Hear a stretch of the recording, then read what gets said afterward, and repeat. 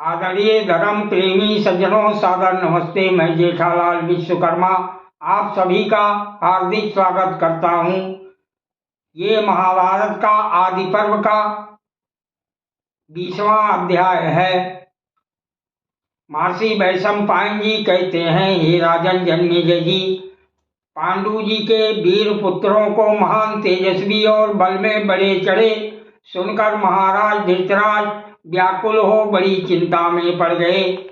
तब राजनीति और अर्थशास्त्र के पंडित एवं उत्तम मंत्र के ज्ञाता मंत्री परवर कणिक को बुलाकर धृतराज जी ने इस प्रकार कहा।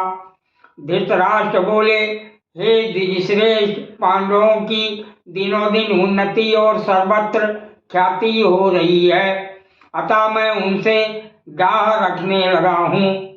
हे कणिक जी, तुम भली भांति निश्चय करके बतलाओ कि मुझे उनके साथ संधि करनी चाहिए या विग्रह।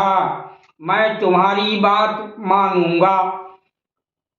महर्षि कणिक जी बोले, राजा को सर्वदा दंड देने के लिए उद्यत रहना चाहिए तथा सदा ही पुरुषार्थ प्रकट करते रहना चाहिए। राजा अपना छिद्र अर्थात दुर्बलता प्रकट न होने दे, परंतु दूसरों के छिद्र या दुर्बलता पर सदा दृष्टि रखे और यदि शत्रुओं की निर्बलता का पता लग जाए तो उन पर आक्रमण कर दे। जो सदा दंड देने के लिए उद्यत रहता है उससे प्रजाजन बहुत डरते हैं, अतः सब कार्य दंड के द्वारा ही सिद्ध करें। राजा को ऐसा प्रयत्न करना चाहिए कि शत्रु उसकी दुर्बलता को ना जान सके और यदि शत्रु की दुर्बलता प्रकट हो जाए तो उस पर आक्रमण कर दें। जैसे कछुआ अपने अंगों की रक्षा करता है, वैसे ही राजा अपने सब अंगों राजा, अमात्य, राष्ट्र, दुर्ग, कोष, बल और सुहित की रक्षा करें तथा अपनी दुर्बलता को छिपाए रखें।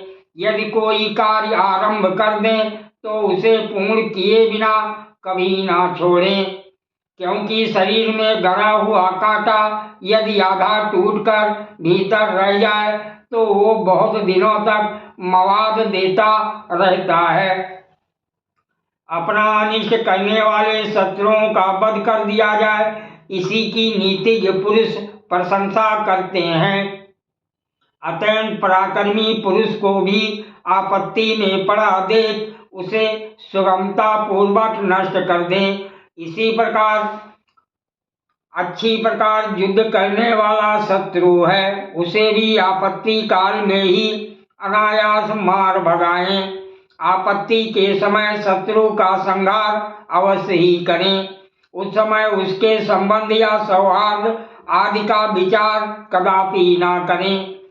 हे तात, शत्रु दुर्बल हो तो भी किसी प्रकार उसकी उपेक्षा ना करें, क्योंकि जैसे थोड़ी सी भी आग ईंधन का सहारा पाकर समस्त वन को जला डालती है, वैसे ही छोटा सा शत्रु भी दुर्ग आदि प्रबल आश्रय का सहारा लेकर विनाशकारी बन जाता है।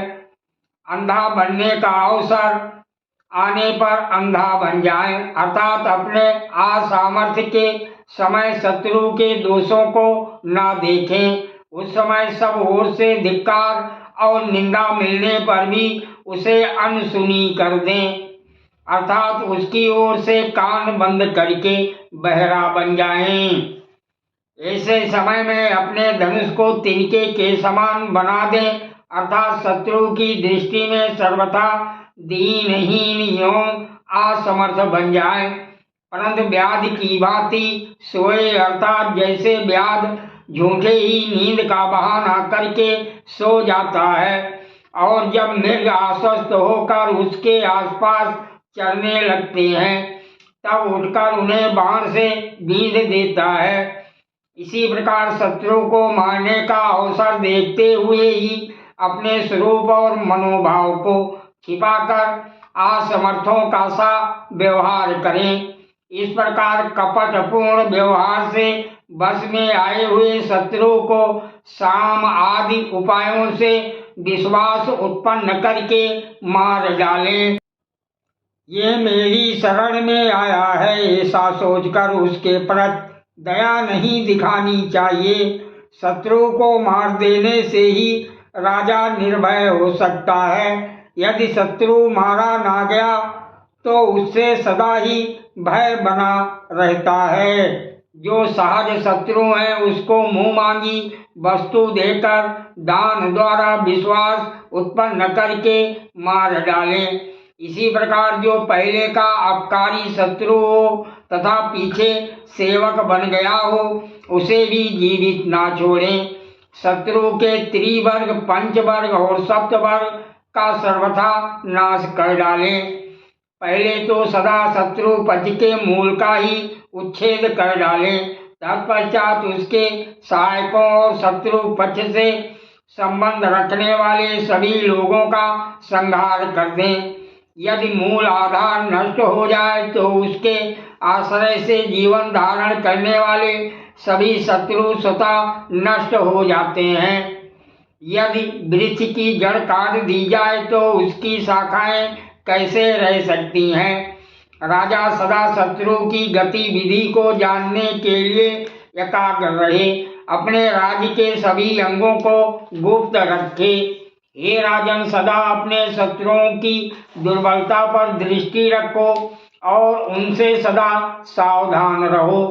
अग्निहोत्र और यज्ञ करके गेरुए वस्त्र, जटा और मृग चरम धारण करके पहले लोगों में विश्वास उत्पन्न करें। फिर अवसर देखकर भेड़िए की भांति शत्रु पर टूट पड़े और उसे नष्ट कर दें।